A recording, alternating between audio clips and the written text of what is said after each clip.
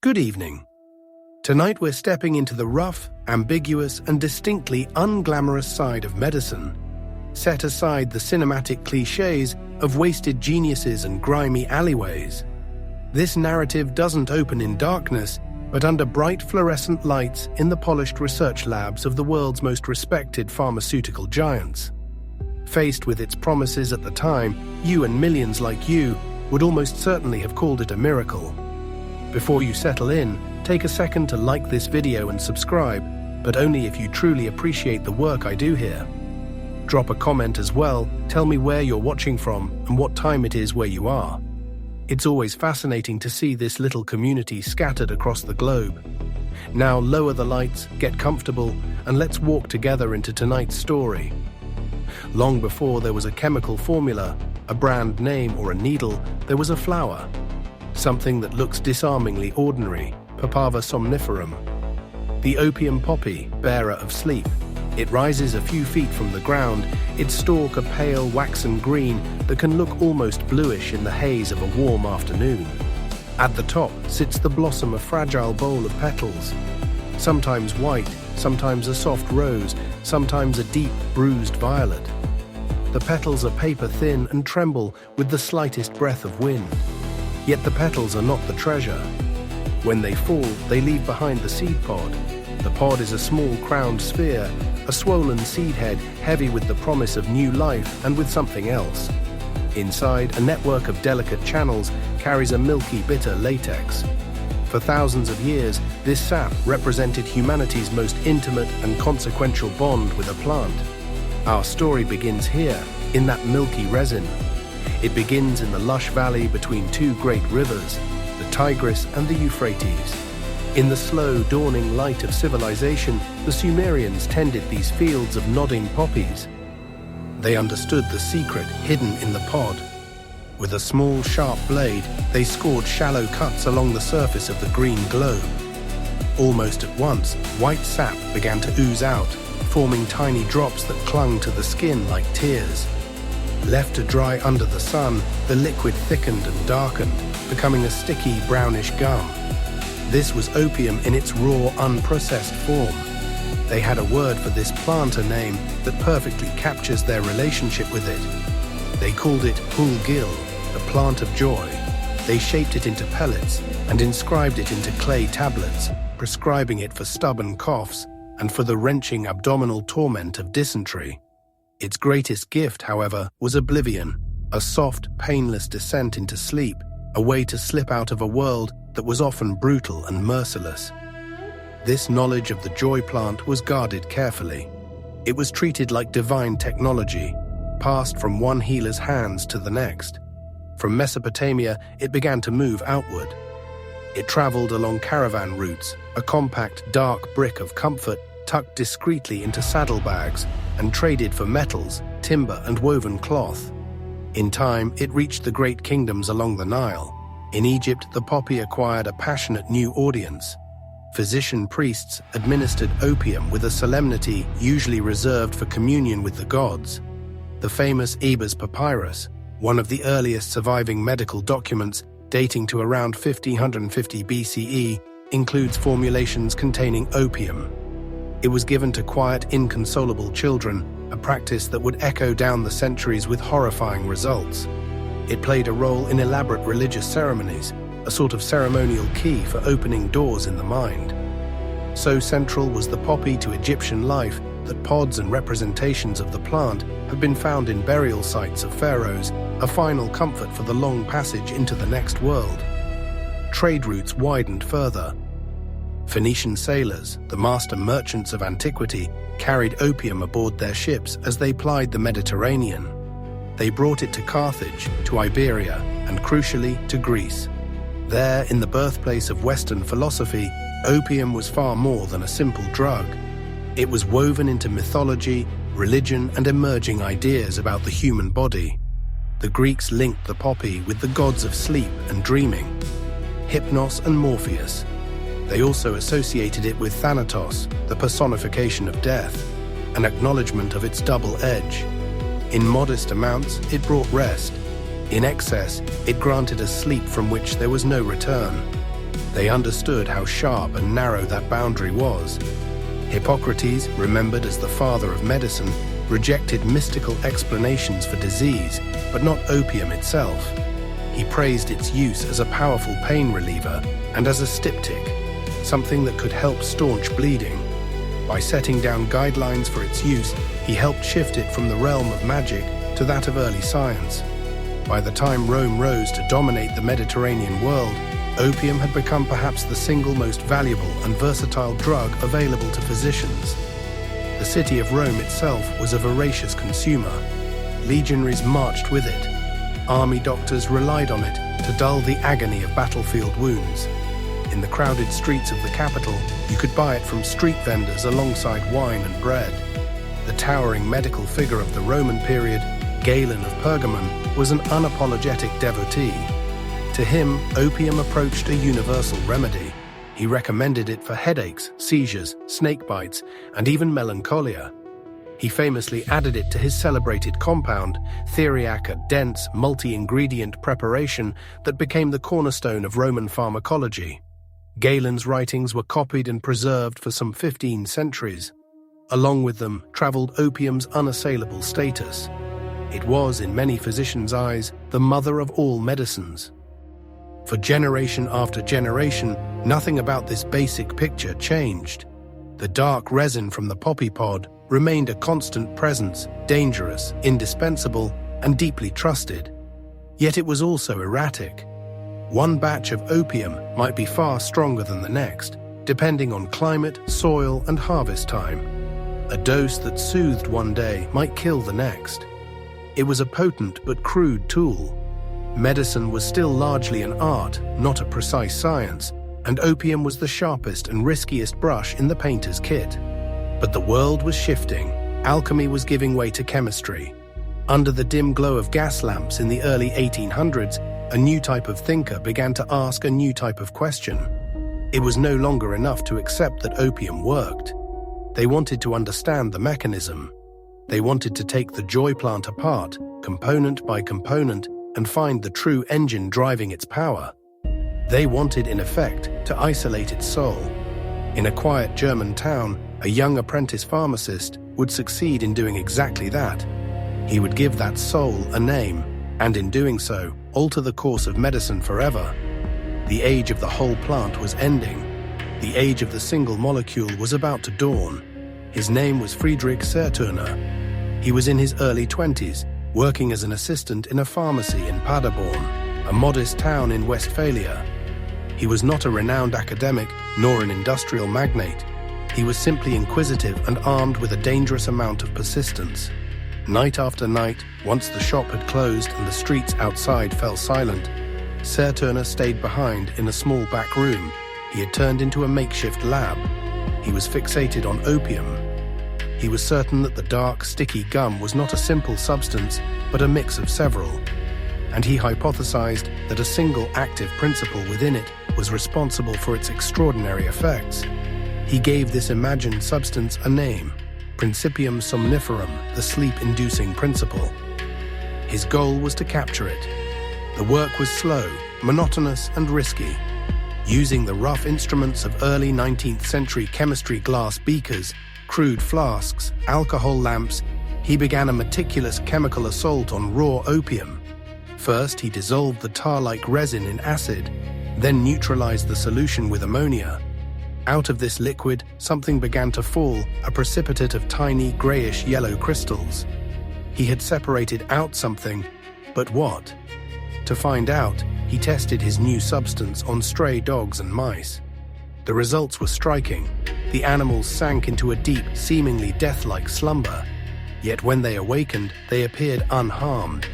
This, he believed, was it, the distilled essence of opium's power.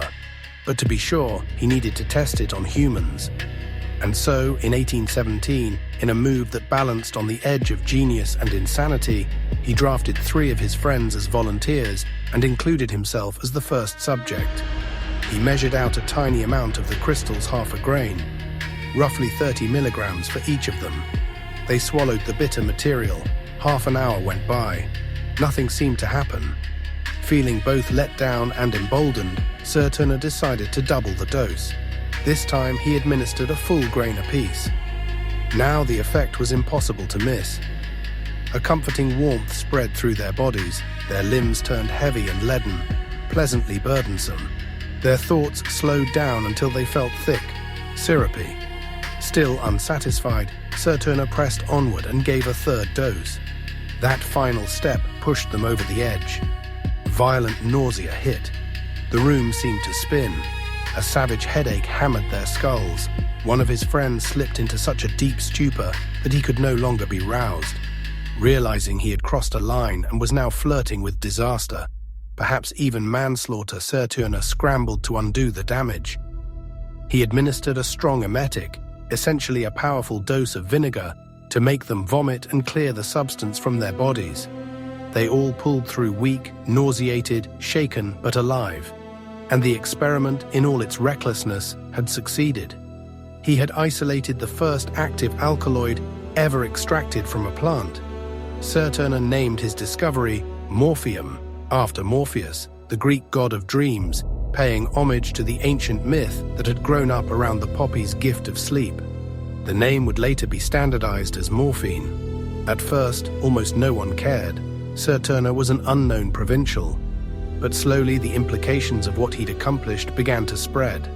The French chemist Joseph-Louis Gay-Lussac recognized the significance of the breakthrough, and pharmaceutical firms like Merck in Germany soon began producing morphine commercially. The impact on medicine was nothing short of transformational. For the first time, physicians had a painkiller of known, consistent strength. They could prescribe it precisely. A dose of morphine in London was the same as a dose in Vienna or Paris. It was up to 10 times more potent than raw opium, a concentrated, dependable weapon against suffering. It revolutionized surgery, turning operations from prolonged, screaming ordeals into procedures patients had a realistic chance of surviving. It brought blessed relief to cancer patients, to people tormented by nerve pain, to anyone trapped in the jaws of intense, unrelenting agony. It looked and felt like an unblemished miracle. But that miracle came with a shadow. And a new technological innovation was about to amplify that shadow in ways no one had seen before. In the 1850s, a Scottish physician named Alexander Wood and a French surgeon, Charles Pravaz, separately developed a new device, the hypodermic syringe, a hollow needle attached to a barrel and plunger. For the first time in history, a medicine could be injected directly into the bloodstream, skipping the slow, uneven route of the digestive system. Its effects could be nearly instantaneous and extremely powerful. The union of pure morphine and the hypodermic needle marked a hinge point in history. It created a way of relieving pain that was faster, stronger, and more efficient than anything known before. And it arrived just as a new kind of war was breaking out. The American Civil War, which erupted in 1861, was slaughter on an industrial scale. The weaponry was modern, the medicine was not. The newly popular Minié ball, a soft lead projectile, shattered bone and shredded flesh so viciously that amputation became the default treatment for limb wounds. The battlefields were fields of dismemberment. The field hospitals were worse. Overcrowded tents stank of blood, sweat, and decay. Surgeons, ignorant of germ theory, worked bare-handed and unmasked for hours, sawing through bone and tissue in assembly line fashion, while an endless procession of wounded men screamed and begged. In such a world, pain itself was a kind of enemy, and the military's medical corps wielded two crucial weapons: chloroform to knock men out for surgery, and morphine to quiet the days and nights of agony that followed. Morphine was handed out on a staggering scale. The Union Army alone purchased millions of opium pills and tens of thousands of ounces of morphine powder. Exhausted, often minimally trained medics used it freely. It was a blessing. It prevented countless men from dying of shock, allowed amputations to be endured, and brought some measure of mercy to what would otherwise have been unendurable. But when the guns finally fell silent in 1865 and the men who survived limped home, they carried more than scars and missing limbs. Their sleep was shattered by memories. Their bodies were mangled. And many of them carried something else, an invisible wound that gnawed at them from the inside. They had left the trenches and the hospital tents behind. They could not leave behind the syringe and the little vial of morphine that had become their constant companion. The condition grew so widespread it earned a name: the soldier's disease. It was among the first large-scale outbreaks of addiction caused directly by medical treatment, iatrogenic addiction. These men, once celebrated as heroes, often found themselves recast as moral failures. Their dependence on morphine was not understood as an injury of war, but as a private disgrace. Morphinism became a kind of hidden stigma. They were the first generation to fully confront a brutal paradox inherent in Sertürner's discovery. The very substance that could erase pain could also create a new, more subtle torment. A prison made not of iron bars, but of the desperate need for relief. Medicine had solved the problem of raw opium's variability and unpredictability. It had, in the process, created something worse. A new quest emerged, to find a drug that could ease pain with the power of morphine, but without the curse that clung to it. The world wanted a painkiller that was potent, yet safe.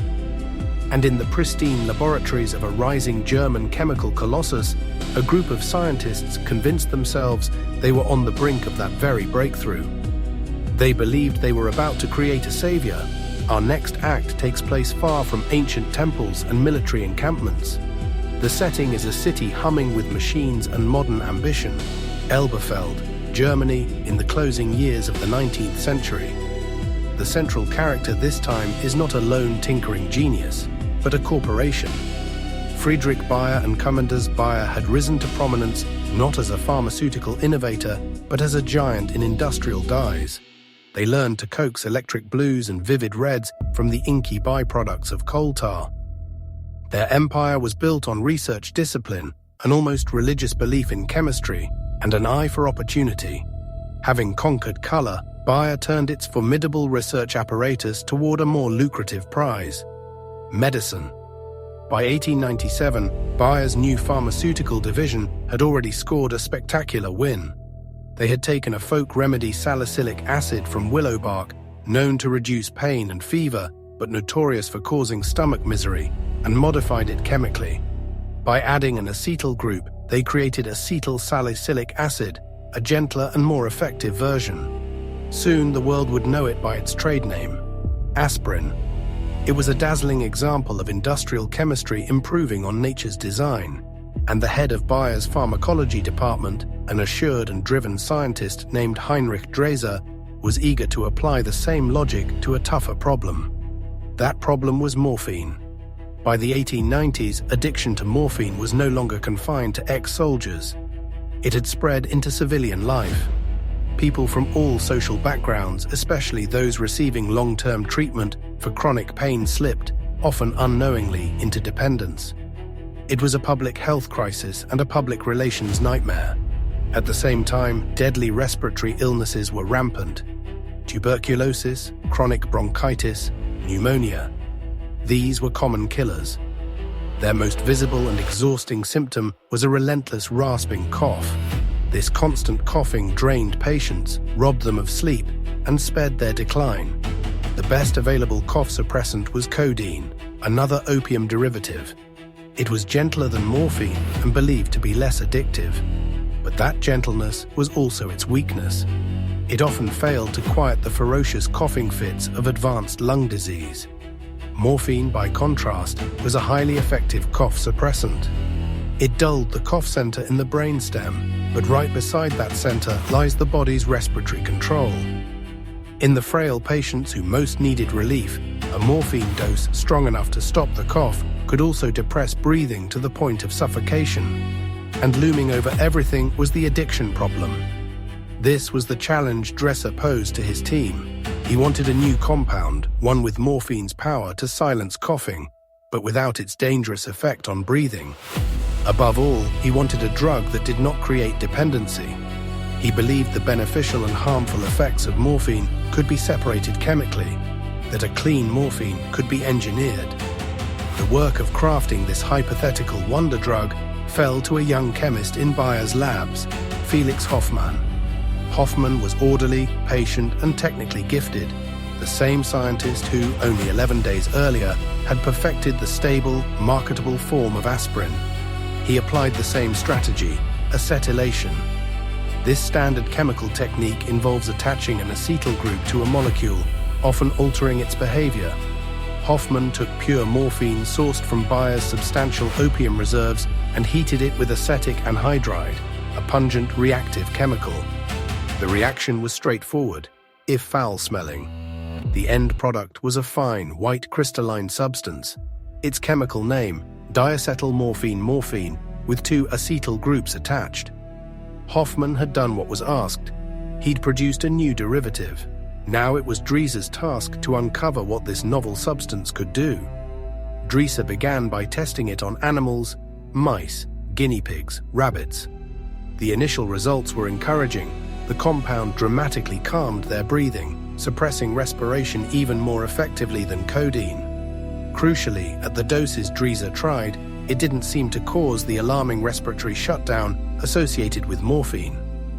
On first inspection, it appeared not only stronger, but safer. The next step was to test it on humans. These were not the carefully controlled clinical trials we expect in modern medicine. Driese and his colleagues experimented on themselves, their lab assistants and workers in the biofactory suffering from coughs. The feedback was enthusiastic. The new drug was described as astonishingly effective. A tiny dose could banish a stubborn cough, granting unbroken sleep. But there was another effect that quickly drew attention, an intense, pleasant euphoria. Subjects reported feeling unusually buoyant, confident, energized. One early account described the sensation as heroic. That single word ignited Driese's marketing imagination. This, he thought, was a heroic medicine, one that would vanquish both suffering and addiction. He christened it Heroin, from the German word heroisch, heroic. Nor did he intend it to be just a cough remedy, based on his limited observations and, crucially, his assumptions. Driese convinced himself that heroin did not create addiction. He went further. He speculated that it might cure morphine dependence. His reasoning was tragically misguided. He believed that heroin could satisfy an opiate user's craving without causing the heavy sedation and stupor of morphine. In his mind, a morphine addict could simply be shifted to heroin, and then, because heroin was allegedly non-addictive, gradually tapered off it with minimal discomfort. In this fantasy, he had stumbled on the Holy Grail, a non-addictive morphine substitute that could also serve as a treatment for morphine addiction. It was, from a business perspective, flawless. In November 1898, Heinrich Driese unveiled his findings at a gathering of German natural scientists and physicians. He praised the new compound in glowing terms. It was, he claimed, 10 times more effective as a cough suppressant than codeine, while producing far fewer side effects than morphine. He presented it as a triumph of German science and Bayer's industrial prowess a pharmaceutical marvel. The medical community was enthralled. Bayer wasted no time. They launched a sweeping international promotional campaign. Free samples of heroin were mailed to thousands of doctors across Europe and North America. Articles extolling its virtues appeared in respected medical journals, touting its benefits not only for coughs, but for asthma, tuberculosis, and even whooping cough in children. Heroin was sold in multiple forms: liquid preparations, tablets, and sweetened glycerin syrups designed specifically to appeal to younger patients. It was marketed as the safe, non-addictive alternative. The hero, it seemed, had arrived to rescue humanity from both respiratory disease and the scourge of morphine. What followed was a deception born of wishful thinking, flawed science, and corporate ambition that the entire world was eager to accept. People wanted a miracle badly enough to ignore the warning signs. The trap was now in place. Bayer began manufacturing heroin on an industrial scale, shipping tons of that innocuous white powder to pharmacies around the globe. They either could not see or chose not to see that they weren't solving an epidemic. They were laying the groundwork for a far greater one. The story of a supposed wonder drug rarely begins with fanfare. More often, it begins with something small, in this case, a cough. A dry, rattling, unshakable cough in an era still haunted by tuberculosis, pneumonia, and bronchitis. At the very edge of the 20th century, as this cough echoed from sickbed to sickbed, Bayer believed it held in its hands the answer. They had diacetyl morphine synthesized by Felix Hoffmann in what he thought was a modest attempt to improve on codeine. Early reports from within the Elberfeld plant were extraordinary. The compound seemed 10 times as potent as morphine for pain and was, as a cough suppressant, unrivaled.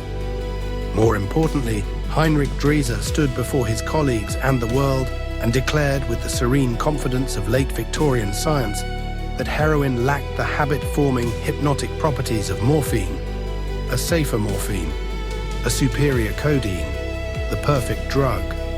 What remained was naming and branding. Bayer sought something that captured both the strength and the strangely invigorating effects described by early test subjects. They spoke of a deep sense of well-being, of renewed vigor and courage. They felt, in their own words, heroic. From that description, and from the German heroisch, the name heroin emerged. It sounded modern, benign, even uplifting. It felt like a promise. Bayer, fresh off the success of aspirin and positioning itself as a global authority in rational scientific medicine, committed its full industrial and marketing power to this new product. Their campaign was a masterclass in global salesmanship, aggressive, coordinated, and astonishingly effective. From 1898 onward, a steady cascade of promotional material streamed out of Germany and into the offices of physicians, pharmacists, and hospital administrators across the so-called civilized world. Free samples were dispatched in the tens of thousands, landing neatly on desks from London to St. Louis, from Vienna to Shanghai. The packaging conveyed professional trust. Small, clear glass bottles held a fine white crystalline powder, sealed with cork, labeled crisply with the Bayer cross and the single word, heroin. For convenience, it appeared in tablet form. For coughs, the most common ailment, it came as a flavored, glycerin-based syrup, a pleasant, almost dessert-like medicine suitable even for children. Advertisements blossomed in highly regarded medical journals. One striking example from the period features heroin in bold Art Nouveau lettering, encircled by a list of conditions it claimed to conquer: coughs, bronchitis, phthisis, tuberculosis, asthma, whooping cough. Another simple ad, anchored by the Bayer logo, proclaims, "Heroin, the sedative for coughs." Bayer presented heroin not as a narcotic, but as a precise instrument, a targeted remedy, rather than a crude bludgeon. It was said to quiet not just the symptom, but the irritation that triggered the cough in the first place. It purportedly eased labor pains, and in perhaps the cruelest irony of all, it was vigorously promoted as a treatment for addiction. Heroin was advertised as non-addictive, ideal for weaning patients off morphine or codeine. Physicians desperate for a way to manage dependence created by earlier generations of opiate use seized upon this claim with gratitude. At last, they thought, an off-ramp, a way to care for their patients' pain without condemning them to lifelong bondage. And so heroin didn't sneak into society through criminal networks. It strolled in through the pharmacy's front entrance. It was sold over the counter in many countries without prescription, like any other household remedy. A man with a chest cold in Paris could walk into a chemist's shop and purchase heroin hydrochloride as casually as buying soap. A mother in rural America could send away for Bayer's heroin cough syrup from a mail-order catalog for her child. It became just another item on the shelf stored next to iodine and aspirin. A small, unremarkable bottle with a cheerful name holding an almost unimaginable strength. For a brief, intoxicating window of time, it seemed Bayer had done it. The world's cough had met its match. Pain had a new master. Addiction itself seemed finally to have a medical solution. The little white powder spread quietly into homes everywhere, an almost invisible presence that promised deliverance in every measured spoonful. The world believed wholeheartedly that it had found its hero. The first strands of the illusion did not snap with dramatic pronouncements from great institutions. They frayed quietly in the cautious notes and uneasy letters of working doctors. At the turn of the century, these doubts were little more than murmurs. A physician in Philadelphia, writing to a medical journal around 1900, described in calm clinical language a curious pattern. His tuberculosis patients, who'd been given heroin to dampen their coughs, seemed to need larger and larger doses over time to achieve the same effect. More troubling, when they tried to stop taking it, they were overwhelmed by a peculiar severe restlessness he found hard to classify. A pharmacist in Boston noticed a different but related pattern. Certain customers kept returning for Bayer's heroin cough syrup far more frequently than their symptoms seemed to justify. Their colds appeared to last indefinitely. They grew thin, pale, and visibly agitated whenever his supply ran out. In France, doctors attempting to treat morphine dependency with the new cure encountered something alarming. Their patients did indeed abandon morphine, but they clung to heroin instead with a single-minded urgency that startled even seasoned clinicians. They coined a new term, heroinism, to describe this novel, ferocious form of dependence, which seemed even more tenacious than the one it was meant to replace. These were the first tremors. For a while, they were easy to dismiss. When confronted, Bayer assured physicians that such cases were rare aberrations, likely due to poor prescribing habits, weak will, or underlying psychological issues. The drug itself, they insisted, remained non-habit forming. Their research, they said, was clear. Most doctors accepted this. Heroin worked too well to discard based on scattered warnings. The alternative was a retreat to weaker codeine or back to morphine, whose dangers they already knew too well. But the tremors didn't stop. They multiplied. Soon a chorus of worry filled the journals. At the heart of Bayer's mistake lay a simple, deadly piece of chemistry that had gone unrecognized. Diacetyl morphine heroin was not some entirely new, harmless substance. It was in practice a delivery system. Those two acetyl groups made heroin far more fat-soluble than morphine. That meant it could cross the blood-brain barrier with astonishing speed. Once inside the brain, enzymes quickly stripped away the acetyl groups, transforming heroin back into morphine. Users were not experiencing a safe, non-addictive replacement. They were experiencing morphine delivered to their brain's opioid receptors in a fast, concentrated flood that produced a more immediate, more powerful euphoria than morphine itself. That lightning-fast onset was the key both to its perceived effectiveness and to its fierce addictiveness. It created a stronger reinforcement loop in the brain's reward circuits than slower-acting opiates. The medical vocabulary began to shift. The concept of tolerance entered the conversation. Physicians described how a patient who once slept peacefully after a single 5 mg dose eventually required 10 mg, then 20. The original complaint, cough or pain, might be long gone, yet the longing for the drug remained, transformed into an insistent physical demand. Alongside tolerance, another word took on a grim new clarity: withdrawal.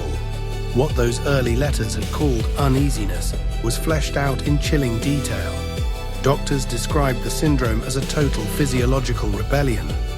They wrote about relentless yawning, eyes and nose streaming, sweat breaking out in sheets, followed by violent chills and gooseflesh. What would later inspire the stark slang cold turkey. Then came muscle spasms, abdominal cramps, vomiting, diarrhea, nights without sleep, and a crushing weight of fear and despair. It was simply the familiar agony of morphine withdrawal, but faster to appear and subjectively often worse. The drug that had been hailed as the solution to morphine addiction turned out to be, by many estimates, 2 to 3 times more potent and even harder to quit. The free starter samples Bayer had scattered across the globe had, in effect, created a giant, uncontrolled experiment. And the data was now flooding back. Asylums and sanatoriums, once dominated by alcoholics and morphine users, reported a new kind of patient, the heroin habitué. At first, these were not street criminals or shadowy figures.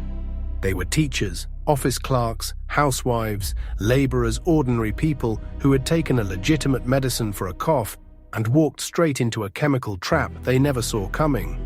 Many of the very doctors who had first championed heroin now found themselves in the harrowing position of trying to undo the damage it had caused. The medicine cabinet, once a symbol of safety, had become for thousands a point of no return. By 1905, the American Medical Association took a decisive step. Heroin was removed from its list of officially recognized remedies. The profession that had once embraced it now began to reject the fallen miracle. The illusion had collapsed. In its place stood a growing population of dependent users and a problem that was about to outgrow the clinic and spill into the streets. The shift from cure to curse wasn't sudden. It unfolded over a decade or more, like milk souring. As respectable physicians grew skeptical and then hostile toward heroin, its use didn't vanish. It migrated. Denied the endorsement of mainstream medicine, heroin began to drift away from the clean shelves of pharmacies and into the grimy corners of urban life. Its user base changed. The respectable patient with a prescription bottle gave way to a new clientele: disillusioned veterans of the Spanish-American War, factory workers in swelling industrial cities, small-time criminals, sex workers, and the populations clustered in red-light districts. For these people at the margins, the drug's ability to erase reality, to produce a warm, enveloping oblivion, was its central feature, not an unfortunate side effect. The way the drug was taken also evolved. The age of the sweet medicinal syrup was ending. The new customers bought heroin as powder. At first, they discovered that sniffing or snorting, it produced a stronger high than swallowing it. Sniffing parties appeared among bohemians and the underworld in cities like New York. Before long, the most potent and dangerous form of use spread: injection. The hypodermic syringe, recently a tool of respectable medicine, became the defining symbol of the drug's new identity. Injection delivered the drug's effects almost instantly to the brain, but at the price of abscesses, infections, and an easy route for blood-borne diseases to spread among people sharing equipment. Heroin was no longer a respectable pharmaceutical. It was a shot, a fix. Its cultural meaning was being rewritten in the dark. This evolution took place against the tense backdrop of the progressive era in the United States, a time of reform, but also of deep dread. People feared runaway industrialization, overcrowded tenements, waves of new immigrants from Southern and Eastern Europe, and intensifying racial conflict. Within this atmosphere, heroin addiction stopped being seen mainly as an individual medical tragedy. It was reframed as a social infection, a threat to national stability.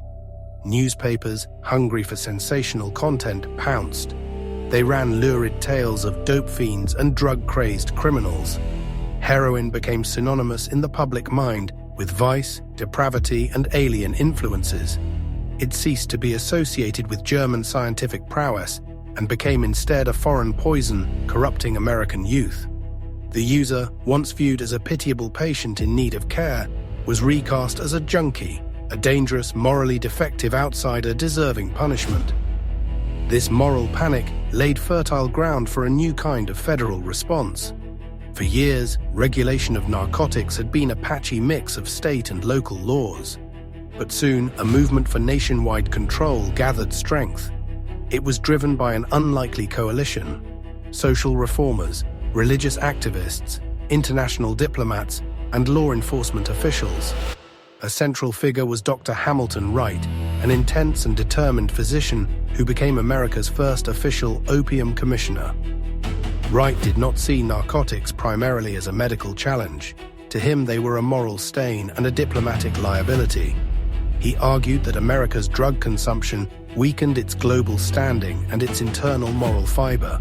He lobbied tirelessly for a federal law that would bring every aspect of the opiate and cocaine trade under strict control.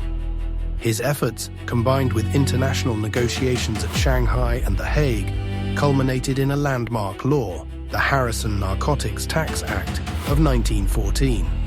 On paper, the Harrison Act was not outright prohibition. It was framed as a revenue measure, justified under Congress's power to levy taxes. It required anyone who imported, manufactured, sold, or distributed opium-derived drugs, including morphine and heroin, or cocaine, to register with the federal government, pay a tax, and use specific order forms. Doctors were still allowed to prescribe these drugs, but only in the course of professional practice. That deceptively simple phrase changed everything. What exactly counted as professional practice? The law didn't specify. That power of interpretation fell to the agency in charge of enforcement, the Bureau of Internal Revenue in the Treasury Department. Treasury officials, lawmen, not physicians, adopted a strict line. They quickly decided that giving narcotics to an addict merely to maintain their habit did not qualify as legitimate medical treatment. It was, in their view, enabling vice. The effects of this stance were rapid and devastating. Doctors who had been keeping addicted patients stable on regulated doses of morphine or heroin suddenly found themselves potential criminals. A series of Supreme Court rulings in the years following the Harrison Act hardened the government's interpretation, effectively criminalizing the maintenance treatment of addiction. Thousands of physicians were investigated, prosecuted, or jailed. Terrified of losing their licenses or their freedom, most simply stopped treating addicted patients at all. They closed their doors to the very people who needed medical support the most. This one regulatory choice, born of a mixture of moralism and good intentions, reshaped the entire landscape of addiction in America. It did not end heroin use. It ended heroin's legal supply. Control of the crisis was snatched away from the medical system and handed to the criminal justice system. With doctors and pharmacists pushed out, the many thousands of users who had relied on legally dispensed narcotics were cast adrift. They were cut off overnight, racked by withdrawal, and branded as criminals. They had nowhere to turn but the black market.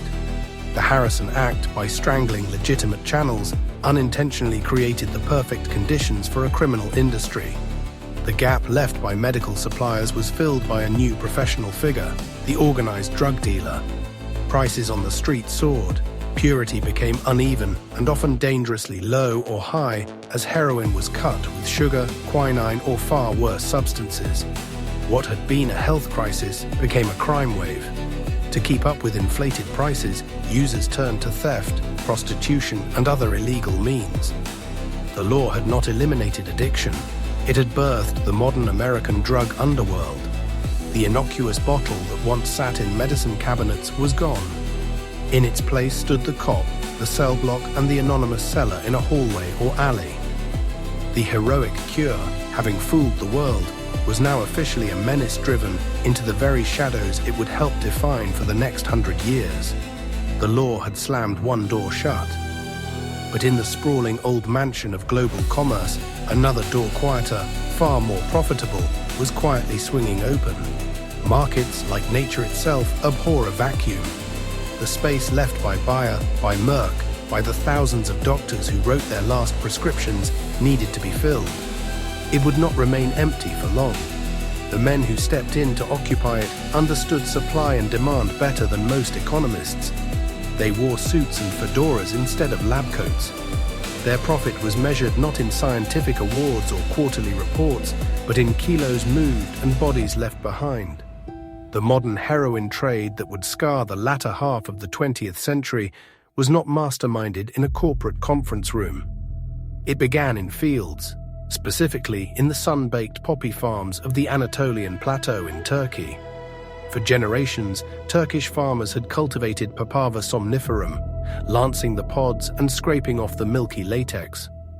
Much of this harvest entered the legal pharmaceutical market, processed into morphine base for hospitals around the world. But there was always a surplus, a quiet reserve for buyers with cash and discretion. That surplus became the first link in a new clandestine chain. From the poppy fields of Turkey, raw opium or morphine base moved westward. Its destination, a city of sea air, garlic, and secrets, Marseille. France's oldest city, perched on the Mediterranean, was an ideal hub. It was home turf for the Corsican underworld, the milieu. These men were not the flashy caricatures of Hollywood. They were insular, ruthless, and strategically minded, honed by years of smuggling cigarettes and liquor. Figures such as Paul Carbone and François Spirito knew shipping lanes and coastal inlets the way a surgeon knows arteries and veins. They knew which customs officers could be bribed, which coves allowed a small boat to unload its cargo unseen. They recognized at once what heroin represented. This white powder was lighter than alcohol, denser in profit than gold. They set up laboratories not in the heart of Marseille, but in the quiet villas and farmhouses scattered through Provence, tucked into hills that looked out over the blue Mediterranean. There, they employed the new artisans of this trade, chemists. Some of these chemists were defectors from the legitimate pharmaceutical world, people fluent in the delicate interplay between morphine base and acetic anhydride. They were engineers of an outlaw chemistry. They took the coarse, brownish bricks of morphine base from Turkey and through a series of hazardous refining steps, washing, filtering, boiling, cooling, transformed them into something far purer. The result was not the off-white or brown powder common on today's streets, but an almost shimmering white substance, heroin number 4, as it became known. Light, fluffy, and often 98% pure. It was, quite simply, the finest heroin available anywhere. And it would soon be infamous under a single phrase, the French Connection. The logistics of moving this product across the Atlantic were as creative as they were relentless. The finished heroin, sealed in 1-kilogram bags, needed to reach North America. It was hidden inside the panels of brand new cars, Buicks, and others shipped from European dealerships to eager buyers in New York. It was stitched into the linings of expensive luggage carried by well-dressed couriers on transatlantic liners like the SS France. It traveled buried in barrels of fish, concealed in hollow statues, nestled among cases of French wine. The Corsicans controlled production and export, but to penetrate the vast American market, they needed distribution muscle on the other side. They found it in the Italian-American mafia. After World War II, Charles "Lucky" Luciano, technically exiled to Italy but still orchestrating operations, and his associates in New York's 5 families recognized heroin's potential immediately. They controlled the docks, the longshoremen's unions, and the trucking networks feeding America's largest metro area. The alliance was straightforward. The Corsicans supplied top-grade heroin. The mafia handled import, wholesale, and domestic distribution. The mafia broke large multi-kilo shipments into smaller parcels, selling them to mid-level traffickers in cities like New York, Chicago, and Philadelphia. Those mid-level dealers, in turn, supplied the hundreds of street-level sellers who put the drug into the veins of America's urban poor, its jazz musicians, its disaffected youth. For decades, this international supply chain ran with eerie smoothness. It became a kind of shadow corporation with its own vertically integrated system. Agricultural production, chemical refinement, bulk shipping, regional distribution, and retail sales. It transformed the modest earnings of a Turkish farmer into millions of dollars in American street revenue. The once innocent medicine born in Bayer's laboratory had found new patrons, far more committed and infinitely more violent than any pharmaceutical board. The world had tried to lock the monster away with law and moral outrage. Instead, it had handed the keys to the underworld. The monster did not merely escape, it grew stronger. It was trained and weaponized. And in a steaming, war-torn jungle half a world away, that monster was about to discover a vast, captive population of new users. The French Connection was brutal, but tidy. A relatively linear pipeline from poppy to port to pavement. But history seldom stays that orderly. While the Corsicans perfected their Mediterranean route, something more chaotic and explosive was taking shape in Southeast Asia. In the rugged, mist-shrouded borderlands where Burma, now Myanmar, Thailand, and Laos meet, lay a region that came to be known as the Golden Triangle.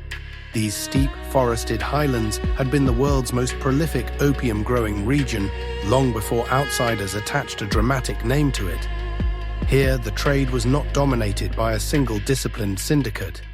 It was a complex, shifting tapestry of local warlords, corrupt officials, tribal militias, and revolutionary armies, many quietly funded or tolerated by Cold War intelligence agencies, including the CIA.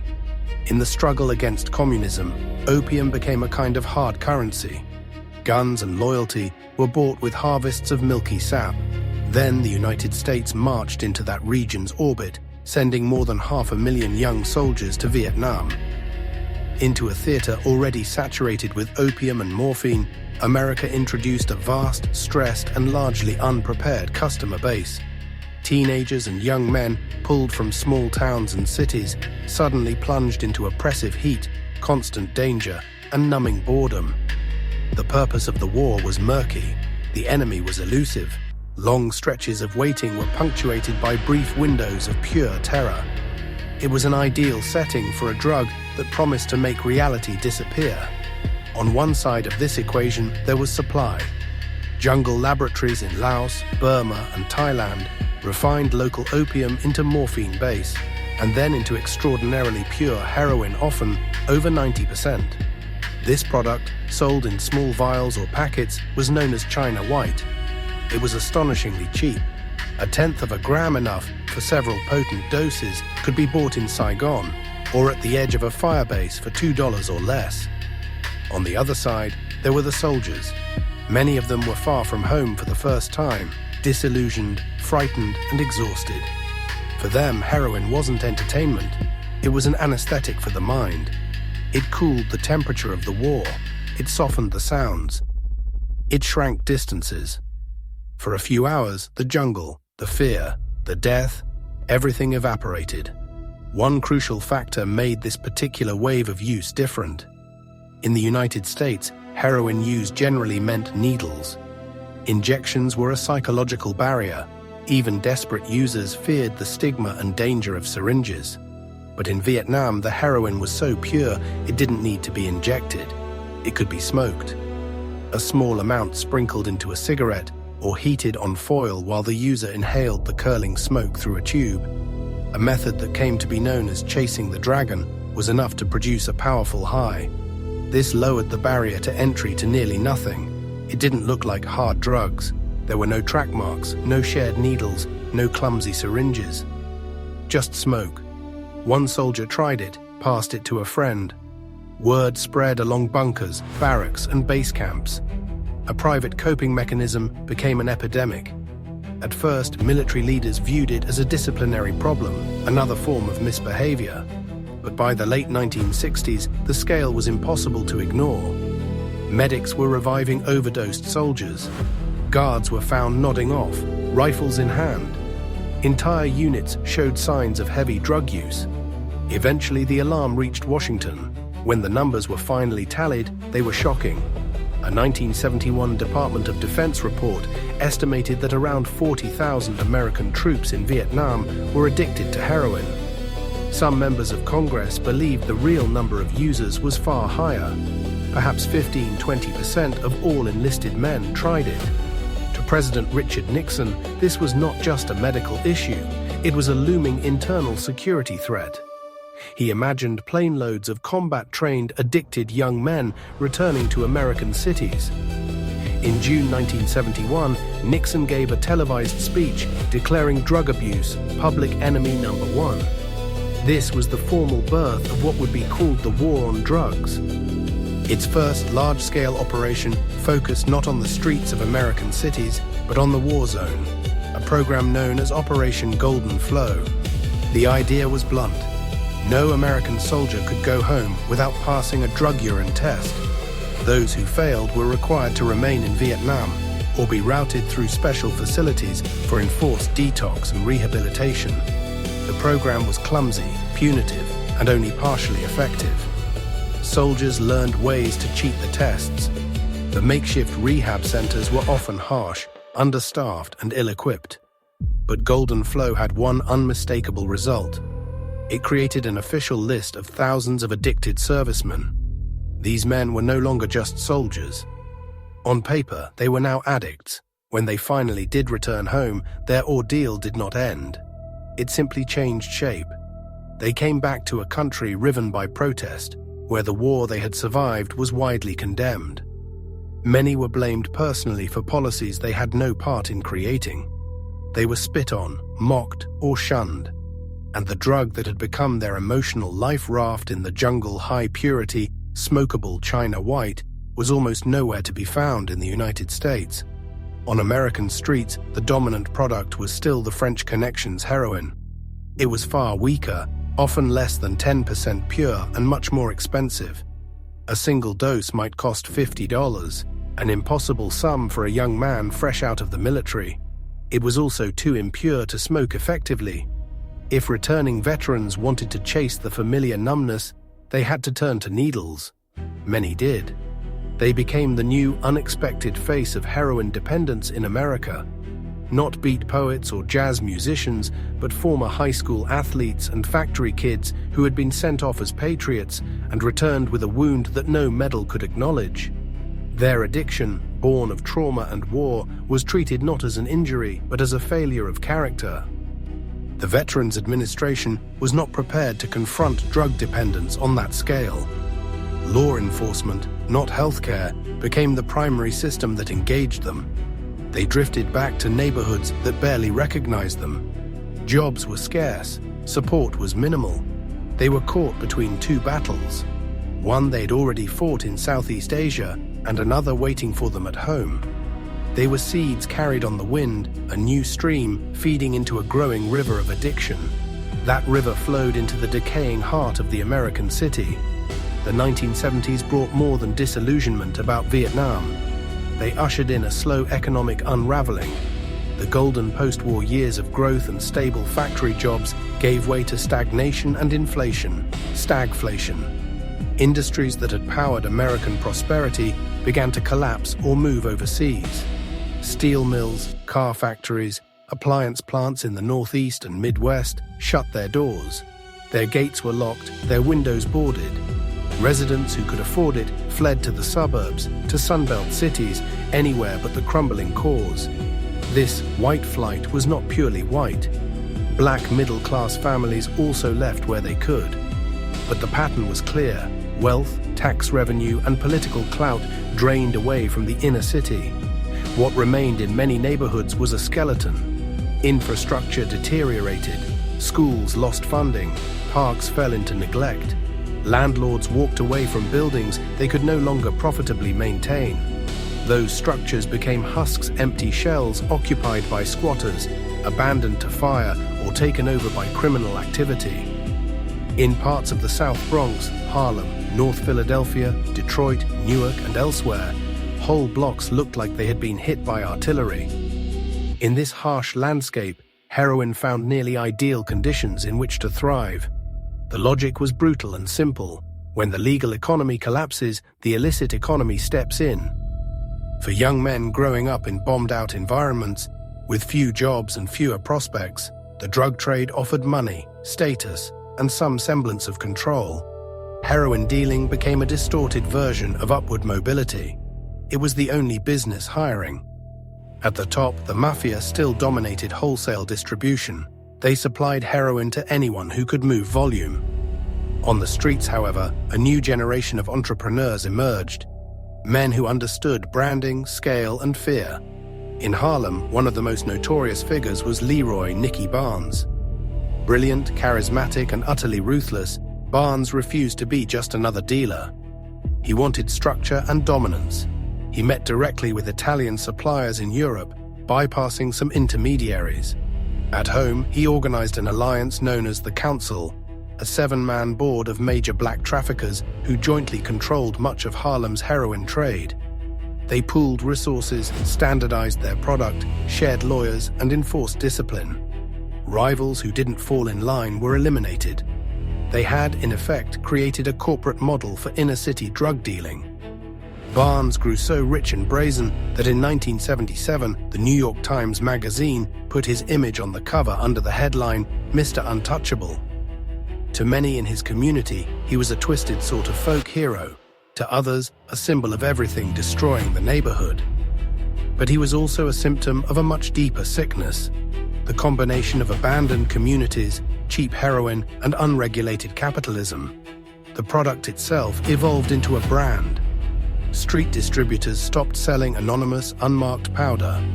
They began packaging heroin in small glassine envelopes stamped with colorful logos and names, a crude but effective form of street marketing. Each stamp promised a certain potency or reputation. Names like DOA, Poison, Red Dragon, Death Wish, and Last Ride adorned the bags, both a warning and an advertisement. These tiny packets became fetish objects, tokens of a kind of fatalistic cool. Buying a particular brand of heroin was as much about identity as it was about chemistry. The social fabric of these communities frayed and then tore. The heroin economy produced destruction at every level. Property crimes surged, addicted users needing $50, then $100, then $200 a day, stole whatever they could, mugging, burglarizing, stripping cars, shoplifting, just to fend off withdrawal for one more day. Abandoned buildings turned into shooting galleries, dangerous indoor ruins where users gathered to inject away from police and family. Blood, used needles, and human waste were everywhere. Violence and exploitation flourished in these hidden spaces. Families shattered. Parents lost custody. Children grew up in apartments where overdoses and raids were regular events.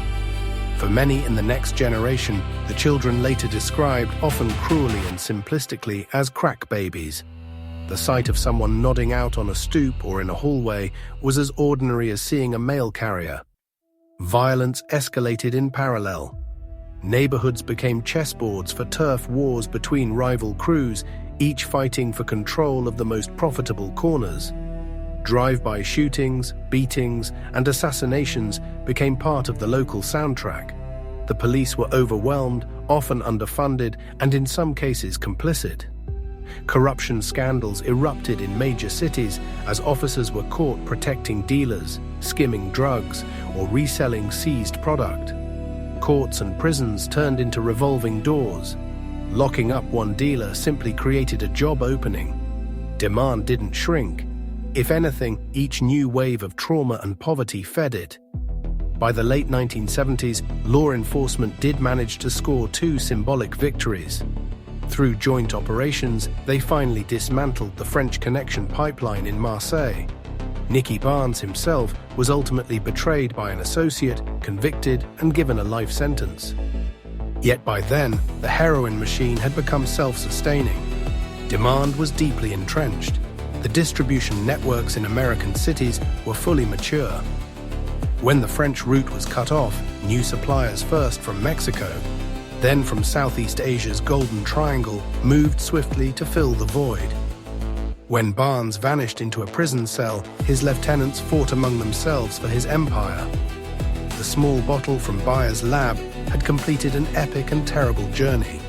It had left the world of pharmacies and patent medicine and passed through corporate boardrooms, Anatolian farms, Marseille labs, and New York dockyards. It had traversed the jungles of Vietnam and spilled finally into the scarred neighborhoods of America's inner cities. It was no longer a safe substitute for morphine or a miracle cough remedy. It had become the heartbeat of a subterranean economy, a primary engine of criminal wealth, and a grim emblem of social collapse. The non-addictive morphine alternative had found its truest congregation in the ranks of the dispossessed, offering them, in exchange for everything, a few hours of borrowed peace. The war in Vietnam did more than traumatize a generation of Americans. It reshaped the map of the global drug trade. While US attention fixated on rice paddies and jungle firefights, another quieter conflict was being fought in the highlands to the northwest, one in which the land itself became a weapon. This was the Shan Plateau, the high, misty country where Burma, Laos, and Thailand brush against each other. A vast region of valleys and ridges, nearly 100,000 square miles of difficult terrain, reachable mostly by mule train or, in rare cases, by precarious dirt airstrips carved into hillsides. For centuries, the region's ethnic minorities had grown opium poppies as one crop among many. Opium was a medicine, a commodity, a form of savings. But in the mid-20th century, this traditional practice was transformed into an industrial-scale operation by the remnants of a defeated army.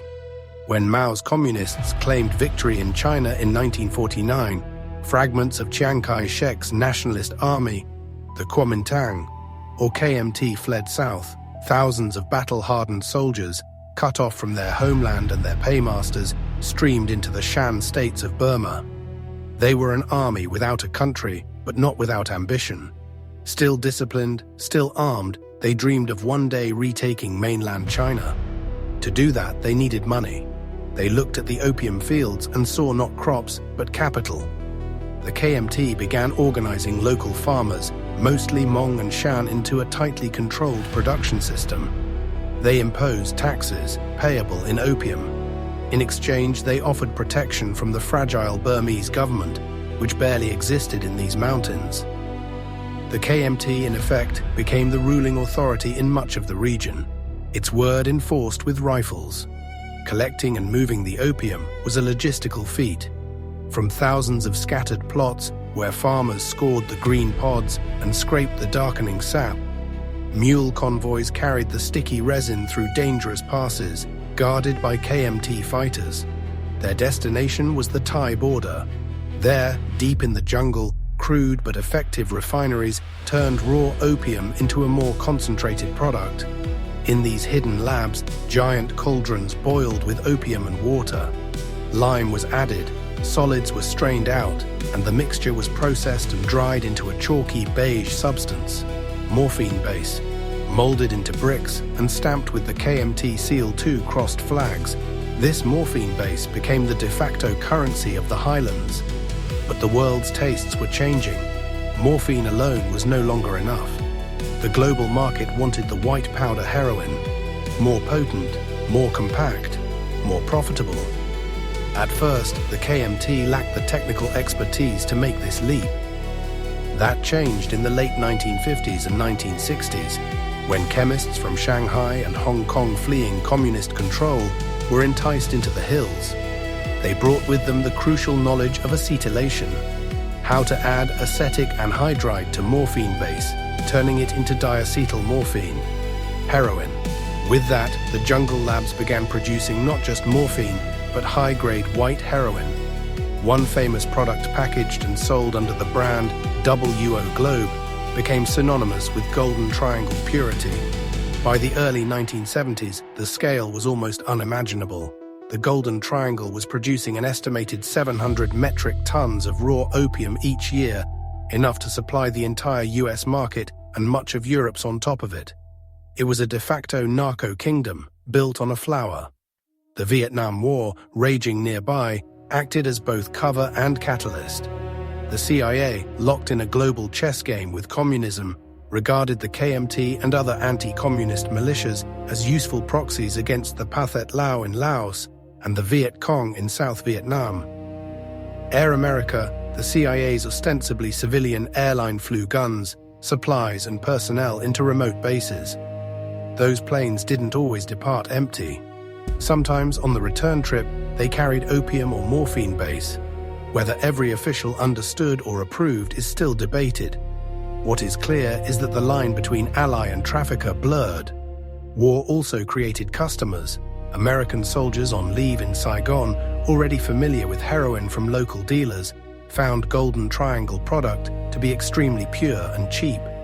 A vial of nearly pure powder that would have been astronomical in New York cost a few dollars in Southeast Asia. By the war's end, tens of thousands of returning GIs were dependent on heroin, a demand that would echo back into American streets for decades. Power in the Golden Triangle did not remain with the KMT forever. As their influence waned, new figures rose, local warlords who had learned from their one-time patrons and were determined to control the trade themselves. One name towered above the rest, Chang Chi-fu, better known to the outside world as Kun Sa. Of mixed Chinese and Shan ancestry, Kun Sa styled himself as a revolutionary leader, head of the Shan United Army. He spoke the language of nationalism and independence, but his revolution was bankrolled entirely by heroin. At the height of his influence in the 1980s, Khun Sa controlled perhaps 70% of the Golden Triangle's opium and heroin output. He commanded an army of roughly 20,000 soldiers, equipped not only with assault rifles, but with heavy weapons and even surface-to-air missiles. His base at Homong, near the Thai border, was a fortified narco city. It had schools, clinics, a modern communications center, and even a Holiday Inn franchise for visiting business associates and undercover reporters. Khun Sa reveled in publicity. He gave carefully staged jungle press conferences, flanked by armed men, railing against the Burmese government and presenting himself as a freedom fighter, even as mule caravans under his protection transported tons of heroin to ports and borders. For decades, the Golden Triangle functioned as a geopolitical blind spot. It corrupted officials in Thailand and Burma. It financed ethnic insurgencies and internal wars. It poured a continuous river of white powder into the global bloodstream. From the mountains, heroin traveled by foot, mule, truck, and boat, through Thai border towns, over the South China Sea, and into Hong Kong, Taiwan, and beyond. As it moved westward, it eventually touched down in a place far removed from jungle warfare, the glossy, airbrushed world of high fashion. By the early 1990s, heroin had gained an unexpected new role, not just as a drug of abuse, but as an aesthetic. The late 1980s had been the era of the supermodel Cindy Crawford, Naomi Campbell, Claudia Schiffer-Tall, athletic, sun-kissed women who embodied health, wealth, and overt sexuality. But as the 1990s dawned, the cultural mood shifted. The Cold War ended. Irony and disillusionment seeped into popular culture. Grunge music replaced hair metal. Plaid shirts replaced power suits. A generational fatigue took hold. Fashion, always an eager mirror of cultural currents, began to reflect that malaise. In the pages of edgy British magazines like The Face and ID, a new style emerged. Photographers rejected the polished, hyper-lit perfection of the 1980s. They favored raw, unretouched, almost documentary images shot in cramped apartments, dingy hallways, and on cloudy streets. The models themselves looked different. Gone were the glowing, athletic bodies. In their place were figures that seemed almost fragile to the point of breaking, skin drained of color, limbs like wire, hollow cheeks, dark crescents under the eyes, expressions that hovered between vacant and wary. To anyone who had seen real heroin users up close, the resemblance was obvious. This look would come to be known uneasily as heroin chic. The phrase started appearing in articles and TV segments in the mid-1990s, never in official campaigns, but as a shorthand in the media for the new fashion aesthetic that seemed to romanticize the signs of drug use. Emaciation, pallor, emotional flatness. The unlikely face of this movement was a young model from Croydon in South London, Kate Moss. Her 1993 collaboration with photographer Corinne Day for British Vogue became an epoch-defining statement. The photographs, many taken in Moss's own small apartment, were stark and intimate. She wore simple underwear or casual clothes. No glamour lighting, no elaborate staging. Just a very thin young woman in an ordinary space, looking more vulnerable than triumphant. These images were a radical departure from the dominant fashion imagery. Beauty here was not about power or invincibility, it was about fragility, damage, and detachment. The look resonated with a generation that distrusted slickness. The trend spread rapidly. Designers such as Calvin Klein built entire campaigns around it, campaigns showing pale, androgynous models sprawled on minimal sets. Eyes unfocused, bodies draped in slip dresses and oversized sweaters. The palette shifted to grayscale and muted tones. The clothes slipped off bodies rather than boldly framing them. This was fashion as withdrawal from the world. Sexuality was no longer lush and assertive. It was ambiguous, wounded, almost childlike. The music of the era underscored the tone. Kurt Cobain's tortured lyrics, the anxious trip-hop of Portishead and Massive Attack, and the grim narratives of underground bands became the soundtrack to this visual culture of ennui. The relationship between the aesthetic and actual drug use was not merely symbolic. Kurt Cobain's long public struggle with heroin lent terrible authenticity to the look. Other musicians, actors, and artists were similarly entangled. Some died, others nearly did. One photographer, Davide Sorrenti, emerged as a key chronicler of the scene.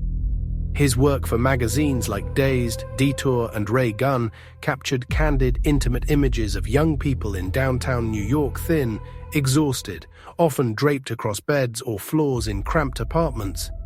They weren't pretending to be part of a druggy subculture. They were living in it. His images were haunting, beautiful, but undeniably haunted. The ethical problem was obvious. A global industry that shapes beauty ideals for millions was, in effect, glamorizing the look of severe illness and addiction.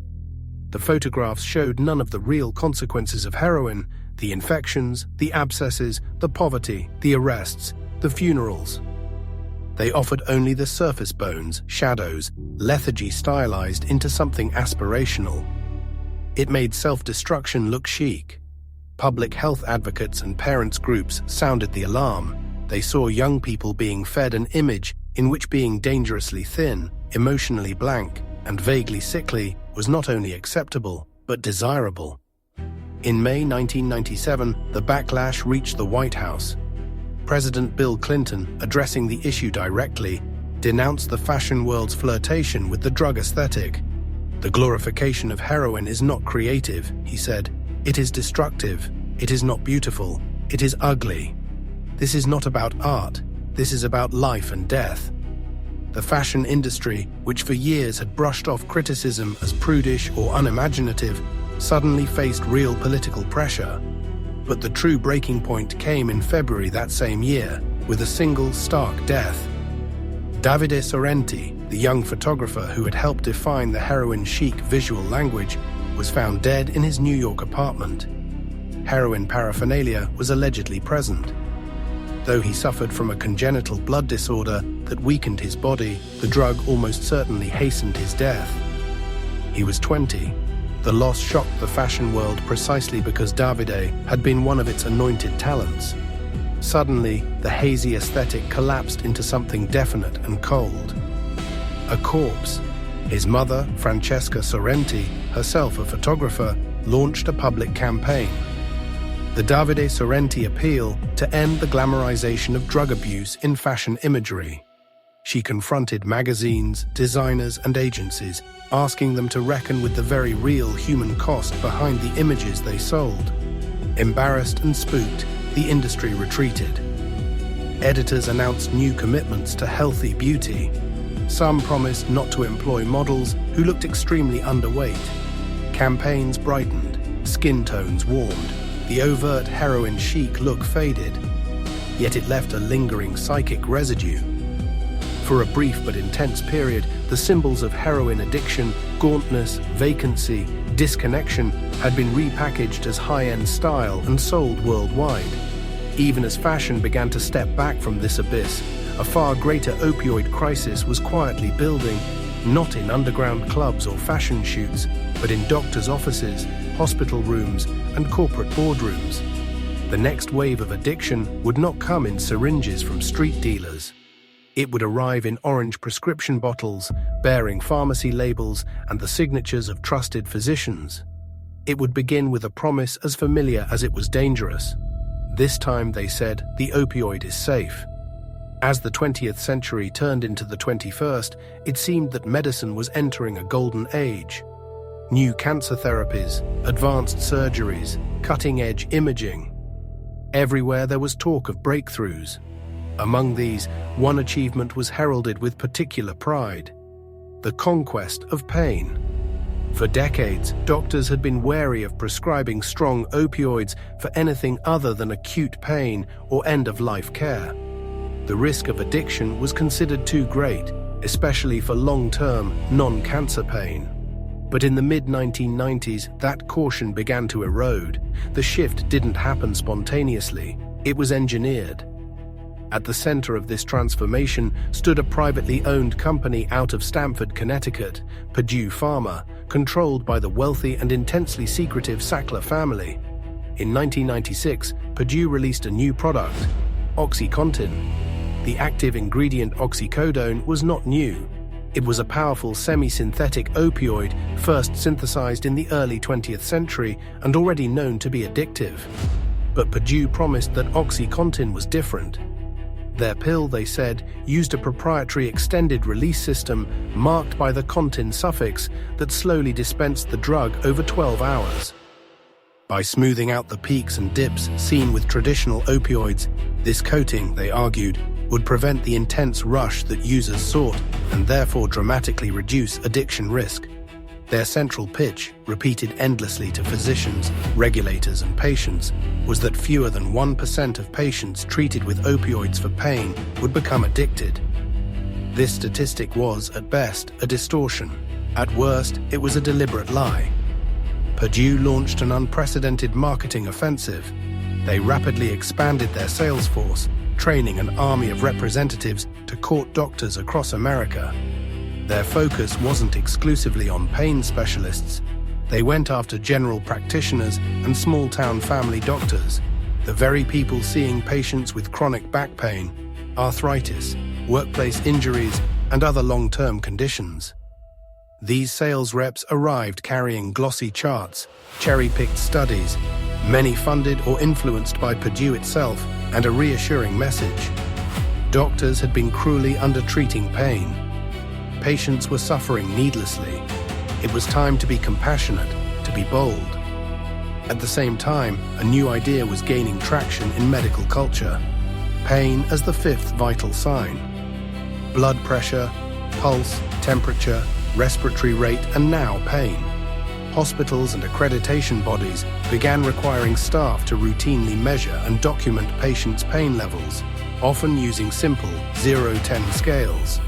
Patient satisfaction scores, including satisfaction with pain control, started to influence hospital ratings and reimbursement.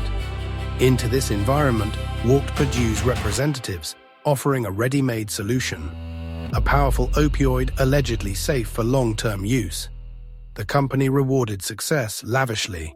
Sales reps earned huge bonuses tied directly to the volume of OxyContin prescriptions written in their territories.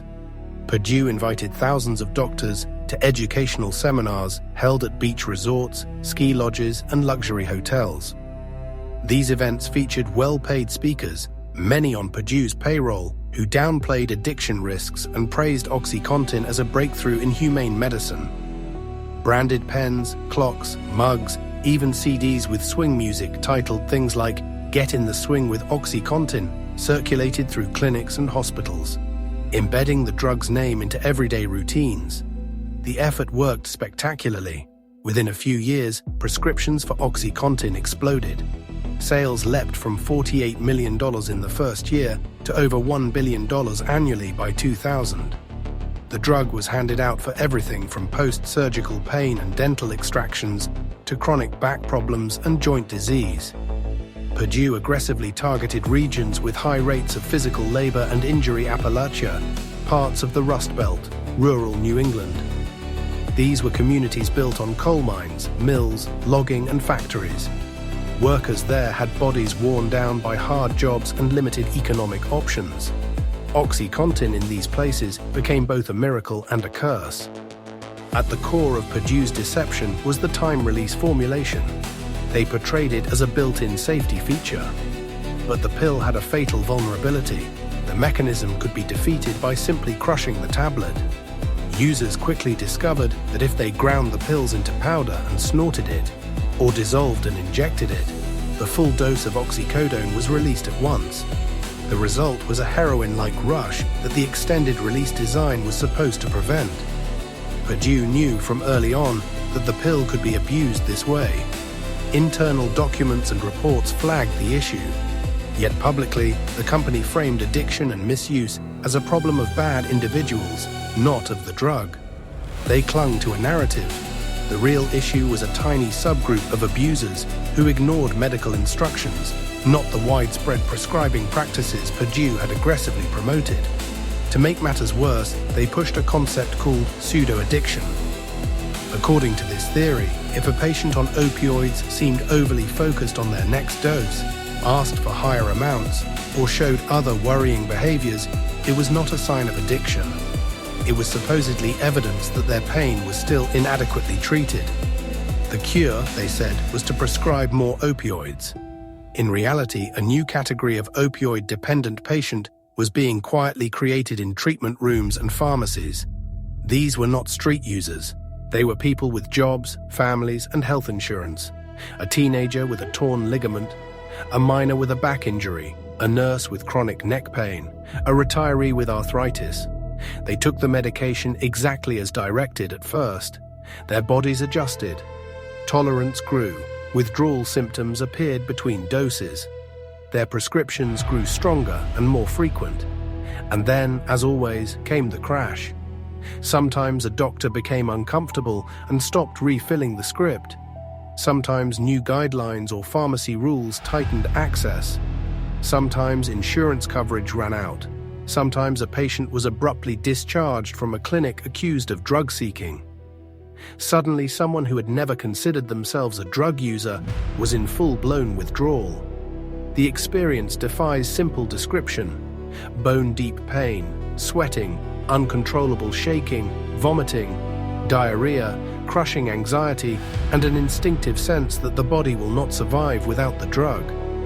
Many people liken it to the worst flu of their lives, combined with an existential panic. On the street, the math was merciless. An 80 milligrams OxyContin tablet might go for $60–80. Someone consuming several a day faced an impossible bill. Facing this wall, dependent users had two options: endure withdrawal and risk relapse, or seek a cheaper substitute. Heroin was waiting. Pharmacologically, the move from OxyContin to heroin is not a giant leap. Both are opioids that target the same receptors in the brain. For a body accustomed to oxycodone, heroin slots in neatly, often feeling nearly identical, just cheaper and more unpredictable.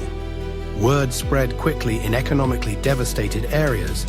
If you couldn't afford pills, you could get heroin.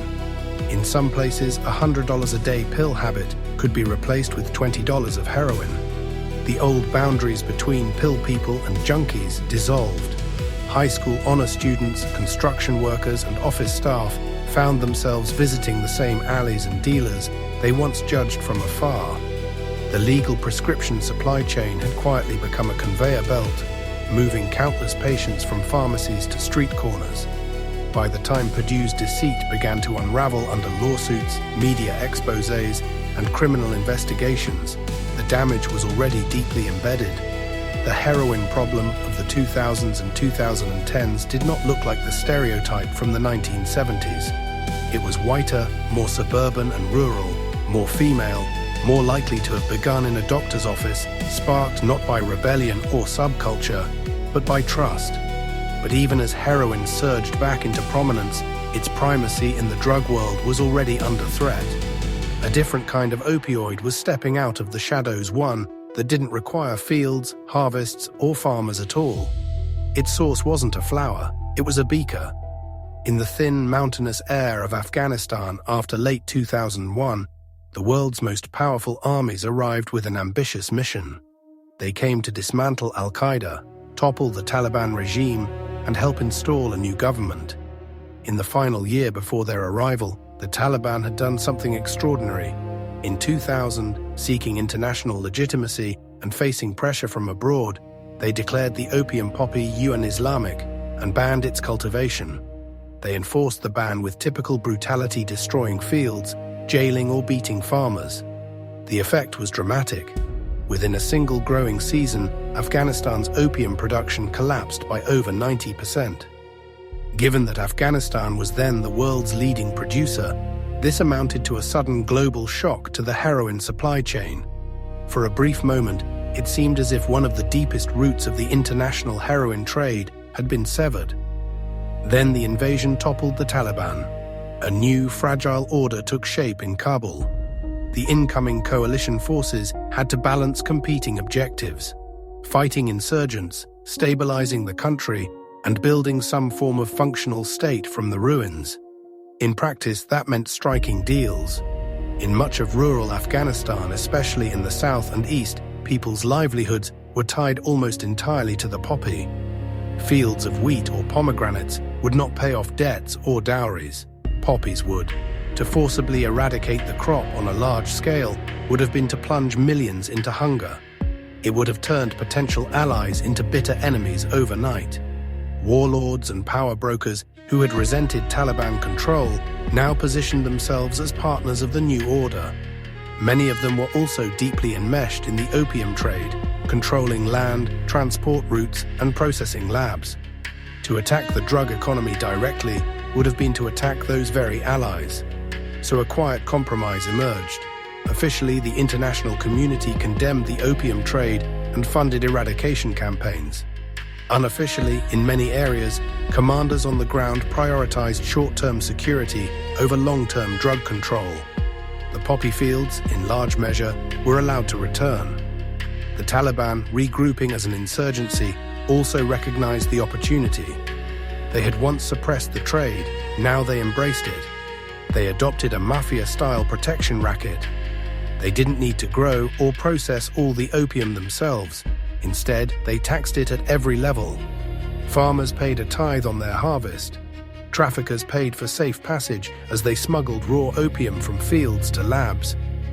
Laboratories that converted opium into morphine base and then heroin paid for protection. Every stage of the journey, from milky sap oozing from a fresh incision in a pod to compact bricks loaded onto pickup trucks, generated revenue for the insurgency. A 10% tax here, 20% there. Multiplied across a vast landscape, the sums were enormous.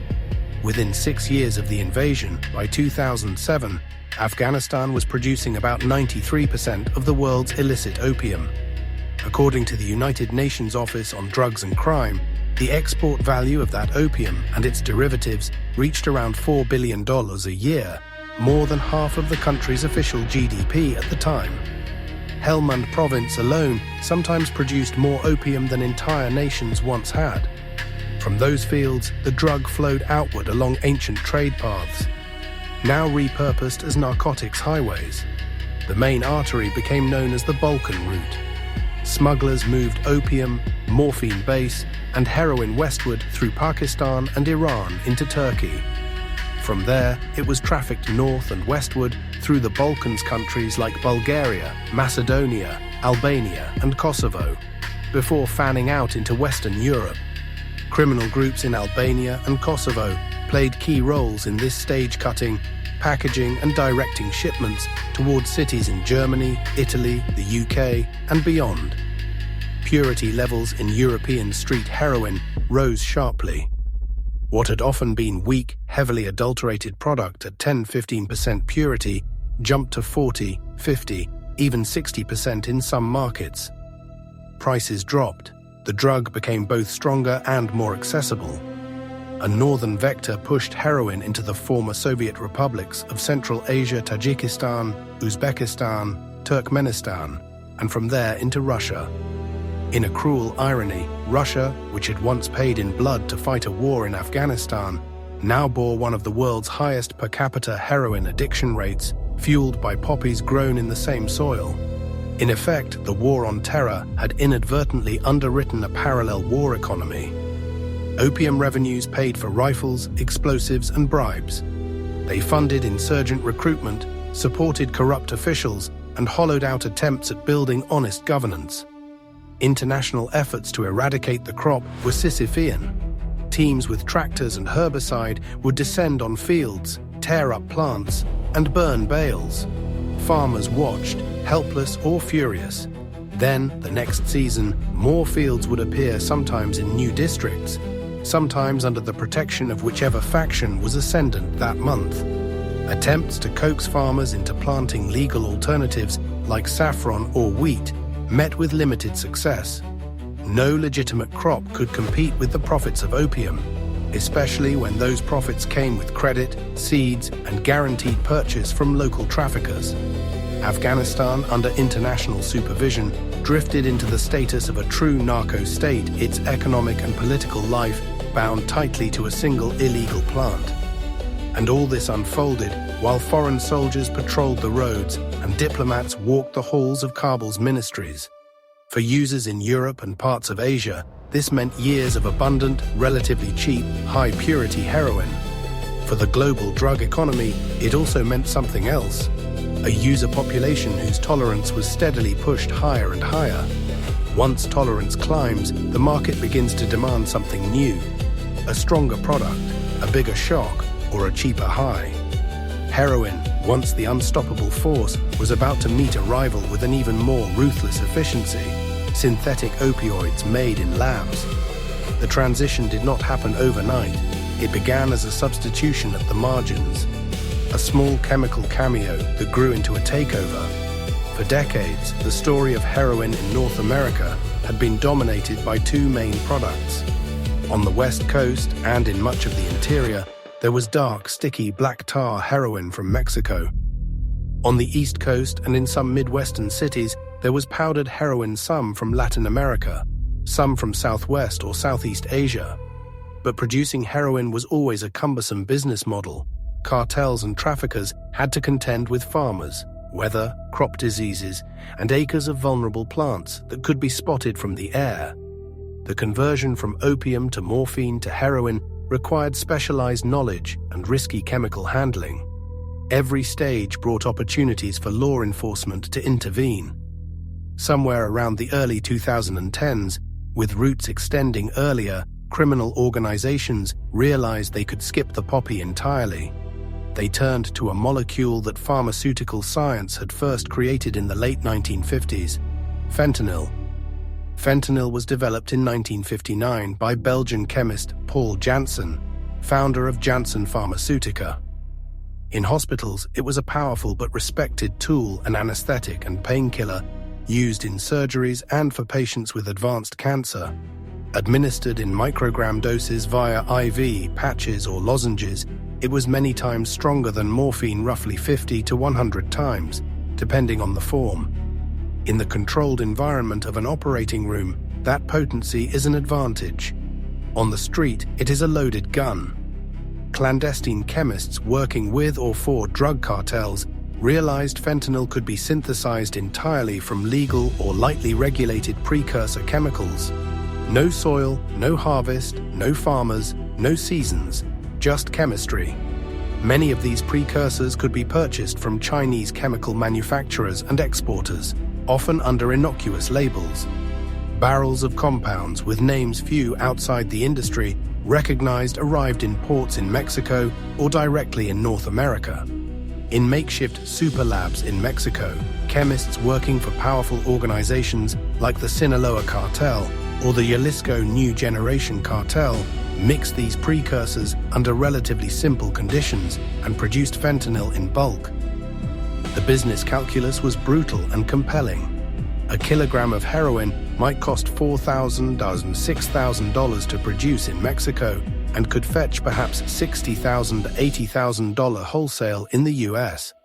A kilogram of illicit fentanyl, by contrast, could be manufactured for even less and then diluted into tens of kilograms of street product each dose, requiring only a tiny amount of active ingredient.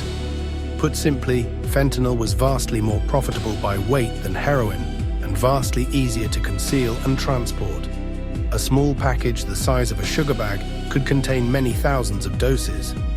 At first, traffickers used fentanyl as an enhancer. They cut it into heroin to boost potency or stretch supplies.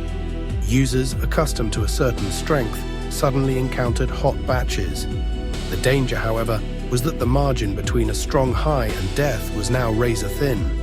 Because fentanyl is so potent, slight variations in mixing could be fatal. A user prepared their usual amount of powder, unaware that this time the product was laced or dominated by fentanyl. They injected, snorted, or smoked the dose they had taken many times before. Within minutes, sometimes seconds, their breathing slowed, then faltered, then stopped. The overdose curve, which had already been climbing due to prescription opioids and heroin, took a near-vertical turn.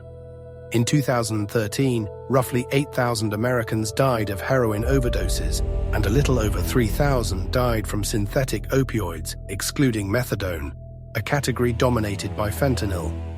Just 4 years later, in 2017, heroin deaths had about doubled to around 16,000. Synthetic opioid deaths, however, had exploded to nearly 30,000. By 2021, deaths attributed primarily to synthetic opioids in the US surpassed 70,000 a year. Fentanyl hadn't just joined the market, it had redefined it. For users, it was often not a choice. Many believed they were buying heroin or counterfeit prescription pills. In reality, they were purchasing fentanyl or heroin heavily adulterated with it. Over time, some markets dispensed with heroin altogether. What was sold as heroin was, in many places, fentanyl mixed with inert powders. Cartels and independent chemists then began to explore fentanyl analogues, chemical cousins tweaked just enough to evade specific controlled substances lists. These compounds, acetylfentanyl, furanylfentanyl, and many others, were often even more poorly understood and sometimes more dangerous. Among the most chilling was carfentanil, a drug used legally in microdoses to sedate large animals like elephants. Carfentanil is roughly 10,000 times more potent than morphine and about 100 times stronger than fentanyl itself. A few micrograms dust, nearly invisible, can be lethal to a human. When carfentanil began turning up in street supplies, even veteran users were overwhelmed. Overdoses occurred so fast and with such intensity that standard reversal doses of naloxone sometimes weren't enough. First responders, paramedics, firefighters, police found themselves at the sharpest edge of this new crisis. They walked into scenes of eerie silence. A car idling at a green light with an unconscious driver. A public restroom with 2 bodies on the floor. A living room with several friends, all collapsed at once after sharing from the same bag. In some communities, overdoses became so frequent that emergency crews ran out of body bags and refrigerated trailers had to be used to store the dead. All of this was the endpoint of a long chain that began with a flower and then moved into factories and clandestine labs. The miracle of heroin improved upon, intensified, and stripped of any agricultural constraints had become fentanyl and its siblings. The plant was no longer necessary. The effect was, and the effect now was deadlier than ever. The true measure of this history is not found in seizure statistics or profit tallies. It is found in the empty seats and silent phones, a chair at the dinner table that no one sits in anymore. A bedroom preserved, years later, exactly as it was left. An old voicemail replayed over and over because it is the last time a certain voice was heard. Heroin, and now fentanyl, has carved its legacy into human absence. It has erased futures, rerouted family histories, and left behind a lattice of grief that stretches through neighborhoods, schools, workplaces, and prisons. Behind every overdose number stands a constellation of mourners. Parents waking in the night convinced they heard the front door. Children who learn far too young what it means when adults whisper in another room. Friends who blame themselves for unanswered calls and unasked questions. Faced with this kind of loss, societies around the world have slowly, painfully begun to change their approach. Not everywhere, not fast enough. But in pockets of resistance to the old war mentality, a quieter and more practical philosophy has taken root. Harm reduction. The core idea is disarmingly simple. If you cannot immediately stop people from using dangerous drugs, you can at least reduce the chance that those drugs will kill them. You prioritize survival first. Moral judgment can wait. Harm reduction does not celebrate drug use. It recognizes that people are using drugs right now and that dead people cannot recover. One of the most powerful tools in this new approach is a medication called naloxone, best known by the brand name Narcan. To understand how naloxone works, you have to understand how an opioid overdose kills. Opioids bind to receptors in the brainstem that control breathing. At high enough doses, they send a clear but deadly signal: slow down. Then stop. The victim usually falls unconscious, breathing shallowly at first, then not at all. Without intervention, brain damage and death follow in minutes. Naloxone is an opioid antagonist. It has an even stronger attraction to those receptors than drugs like heroin or fentanyl. When naloxone enters the system, it competes for those spots and wins. It knocks the opioid molecules off the receptors and takes their place, blocking them. The effect can be astonishing. Someone who is blue-lipped and not breathing can gasp back to life in under a minute after a dose of naloxone. The turnaround is so sudden that many revived people are confused, angry, or disoriented. The warm blanket of the drug is ripped away. The sickness of withdrawal crashes in. For years, naloxone lived mostly in ambulances and emergency rooms. Only medical professionals carried it. As the fentanyl-driven death toll soared, activists, doctors, and some policymakers argued that this was no longer enough. They pushed to put naloxone into the hands of the people most likely to witness an overdose. Other users, their families, librarians, shelter staff, bus drivers, bar workers, anyone who might be nearby when a body slumps to the floor. Police departments began issuing naloxone kits to officers.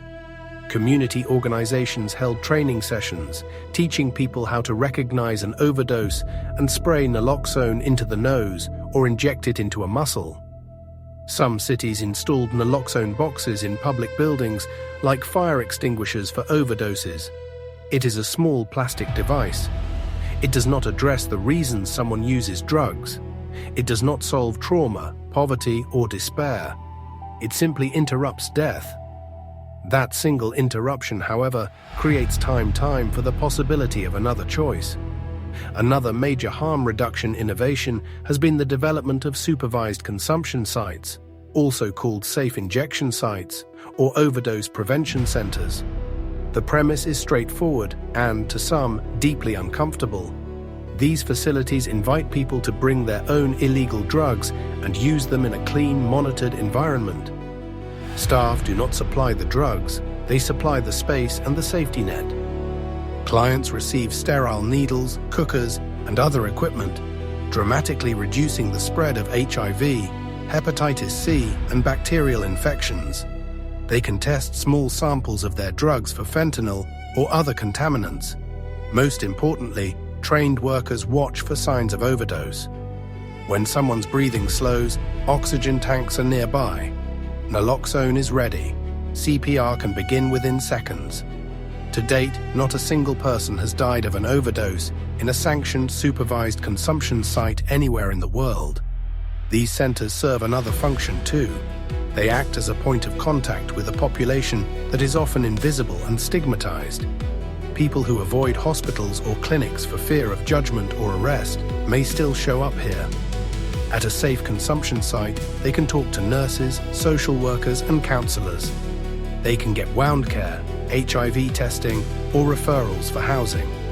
They can, when they are ready, ask about treatment for their addiction. The site becomes a doorway, not just out of the alley, but out of isolation. Yet overdose reversal and safer spaces are only the first lines of defense. Beyond them lies the long, uneven work of recovery. Here too, science has profoundly shifted our understanding. For many people with opioid use disorder, the most effective treatment isn't a sheer act of will or a 28-day stay in a rehab center. It is medication.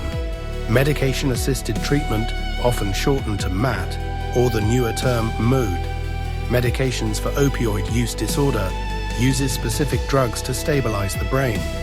The two most common medications are methadone and buprenorphine. Methadone is a full opioid agonist. It binds to the same receptors as heroin or oxycodone, but does so more slowly and lasts much longer. Taken once a day under supervision, methadone prevents withdrawal and dramatically reduces cravings without producing the sharp high associated with street opioids. Buprenorphine works a bit differently. It is a partial agonist. It activates the opioid receptors, but only up to a certain ceiling. Beyond that, increasing the dose doesn't dramatically increase the effect. This makes it safer in terms of overdose risk, often combined with naloxone in a formulation known as Suboxone. Buprenorphine can be prescribed in office-based settings. That means a family doctor with proper training can treat opioid addiction like any other chronic illness. rather than forcing patients to line up at specialized clinics before dawn. Methadone and buprenorphine do not replace one addiction with another.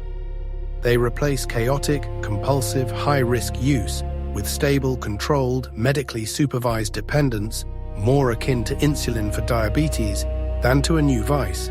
These medications have been shown again and again to cut overdose deaths, reduce illicit drug use, lower the spread of infectious diseases, and improve employment and family stability. They do not magically fix everything. They create a platform on which a person can stand. On that platform, people can begin to work through the underlying issues that often accompany addiction: untreated depression or anxiety, post-traumatic stress, childhood abuse, chronic pain, homelessness, social isolation. They can show up for therapy appointments, they can keep a job, they can care for children. They can move from survival mode into something like living. Despite decades of evidence, access to MAT remains spotty and inadequate. In many countries and regions, methadone clinics are tightly controlled, underfunded, or politically unpopular. Stigma is widespread. Some abstinence-only treatment programs and even some recovery communities insist that people on methadone or buprenorphine are not really clean, as if moral purity mattered more than staying alive. This view confuses the goal. The point is not to prove virtue. The point is to keep people from dying and to give them a chance to rebuild. The entire saga of heroin, its birth in a lab, its anointment as a safe remedy, its transformation into a global commodity, its mutation into fentanyl, can be read as a long case study in hubris and denial. Again and again, societies have chased the dream of a perfect painkiller, all relief, no risk. And each time, the same pattern emerges: initial enthusiasm, widespread adoption, early warning signs, denial, and finally, catastrophe. But that is not the whole story. Alongside the greed, the mistakes, and the violence, there has always been another thread: the quiet, unglamorous work of harm reduction and recovery.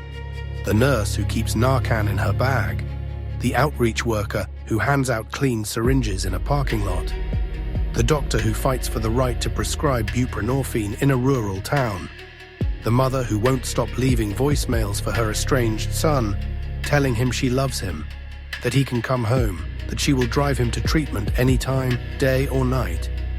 There are no final victories here, no decisive battles won. Opioid addiction is not a war that can be concluded with a treaty. It is more like an illness that has become endemic to modern industrial societies, a chronic condition that must be managed, mitigated, and treated with realism and compassion. The damage wrought by heroin and fentanyl will echo for generations. Children growing up without parents, communities stripped of working-age adults, entire regions defined in the public imagination by images of ruin. And yet, for every life lost, there are others clawed back from the edge. People who have overdosed 3, 5, 10 times and are still here because someone was nearby with naloxone. People who spent years in and out of jail only to find, finally, through methadone or buprenorphine, a way to quiet the constant noise in their heads. People who relapse again and again and still get up one more time. If there is any miracle left in this story, it is not chemical. It is human. It is the stubborn determination of communities that refuse to treat their most vulnerable members as disposable. It is the slow shift from asking, "How do we punish?" to asking, "How do we keep you alive long enough to heal?" The poppy and the molecules its sap inspired have taught us a brutal lesson: that there is no such thing as a consequence-free miracle drug, that every promise of effortless relief must be examined with suspicion. That suffering cannot simply be papered over with chemistry without a bill eventually coming due. The work that remains is hard, and it is not dramatic. It happens in clinic waiting rooms and cramped apartments, in 12-step meetings and harm reduction vans, in policy debates and kitchen table conversations.